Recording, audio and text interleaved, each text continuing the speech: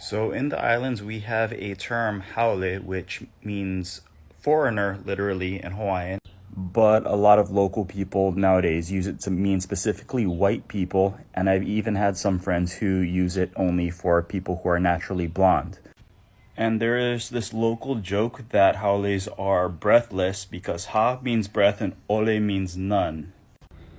And then ironically, some people who hear the joke don't understand puns, or maybe they don't speak Hawaiian, so they think that that is the actual origin of the word, but it's not. It's just a pun. The structure of a Hawaiian sentence goes verb, subject, object. So instead of saying I drink the water like English does, Hawaiian would go inu au I kawai, or drink I the water. Hawaiian has a nouns and o nouns. They're used in relationals, most commonly with possession. There's kind of a lot involved there, so I'll just stick to the example of my. For example, ko'u noho means my chair. Ko'u. But I would say ka'u manu, my bird. That one is ka'u. Some of the ways to explain the difference are that ko'u is for things that you are inherently part of. So like your family members in the same generation as you or older, your friends, and things that you can inhabit, like your clothes, chairs, houses, buildings, lands, that kind of stuff. And then ka'u is for basically anything else, including your partner and your offspring. In Hawaiian, adjectives go after nouns. So to say the little pig is kapua'a li'ili, which is literally the pig little. So modern Hawaiian is actually a revived language, like Hebrew. Because of Western colonization, the Hawaiian language was actually becoming extinct, but then a community got together to try to preserve it. But one of the hard things about that was that Hawaiian never had a written language. So unlike Hebrew, there were no ancient texts that they could just go through and read to get a sense of what the language used to be. Instead, they went around and tried to find as many living native speakers as they could to help them consult. Unfortunately, we still lost a lot of phonetics, vocabulary, and the structure of the language changed a little bit. First theorized through analysis of ocean currents and then confirmed through genetic research, we now know that the Polynesians originated from Southeast Asia. Even after hundreds of years, there are still a lot of similarities between languages like Filipino and Hawaiian. The most obvious example is that both languages have a verb, subject, object structure. Like if I were to say, I eat dog. In Hawaiian, it's ayaw ikailio, and in Tagalog, it's kumakain ako ng aso. These sentences are pretty much word for word exactly the same as each other. It's eat, I, dog. Even bigger proof would be if you negate the sentence and say, I don't eat dog. In Hawaiian, it's a ole ao ai kailio, and in Filipino, it's hindi ako kumain ng aso.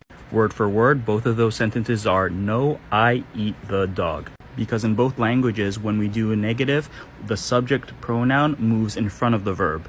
So in negative sentences, there's subject, verb, object, just like English. I have a lot more examples, but I'm out of time, so write in the comments if you want to hear more. So I'm going to talk a little bit more about the similarities between Hawaiian and Filipino. In both Hawaiian and Filipino, the words for to like and to want are the same. The Hawaiian sentence makemake au ikawai and the Filipino sentence gusto ko ng tubig can both either mean I like water or I want water. In this particular context, I would probably guess that the person is saying that they want water though. And all of you locals might notice that that's how we talk in Pidgin too. Like if you say, hey, you like one beer? That means, do you want a beer? And also the Hawaiian word ya and the Filipino word siya can both mean he or she. They don't make a gender distinction in either language. And to make nouns plural in both languages, you add an article in front of them. In Hawaiian, those are na and mo, and in Filipino, it's mga, which kind of sounds like both of the Hawaiian ones. Check out the rest of my videos on the topic. Happy Hawaiian Language Month. Yeah, so this is actually a super close resemblance, especially if you know Hawaiian morphology. The L and R in Hawaiian are completely interchangeable. In a way, it's actually super lucky that I just wanted to use the example of dog in my previous sentences. I did that partly to be funny, but also I couldn't remember the words for like chicken or something in Filipino, and I really didn't want to go look it up just because I was lazy and too proud. But yeah, so I learned something out of this. especially when you compare it to other languages, like all the Latin-based languages and their words for today. I'll write those all here so you can see them, and you can kind of see how they all came from the same word, even though they look completely different. But if you speak all the languages, all the words kind of sound the same too. So it's just like that. So thanks for teaching me that. There are a lot of loanwords in Hawaiian. Most of them are just for things that they didn't have before. Like there was no written language, so there were no books. So the Hawaiian word for book is puke, which is just a transliteration of the English word book. Some loanwords are pretty funny, like the word for pancake is paloa palai. Paloa is just a transliteration of the English word flour. It means flour or bread, and palai is a transliteration of the word fry, so fried bread is a pancake.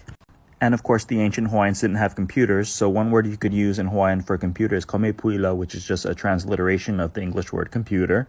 But another word you could use for computer is lolowila, which means electric brain. This is actually also a loanword from the Maori language. It was made in an attempt to make a word for computer that was purely Polynesian. And some people will get mad if you use one word and not the other, so you have to know who you're talking to if you're going to be talking about stuff like computers. FYI, the Chinese word for computer, now, also means electric brain, but just by coincidence. Long story short, no, but kind of. More on that later. In our modern local vernacular, we actually use a lot of Hawaiian words, and sometimes they don't carry the original meaning, so those are kind of like slang. My favorite example of this is manini, which is this kind of fish here. Manini are edible and plentiful, but they're only about like that big, so if you catch one, it's not going to make much of a meal. So if you say something is manini, it means it's no big deal or not worth much, similar to saying small potatoes or peanuts in English. Because of this common idiomatic usage, a lot of people actually think that manini means small, but it doesn't. It just means that type of fish.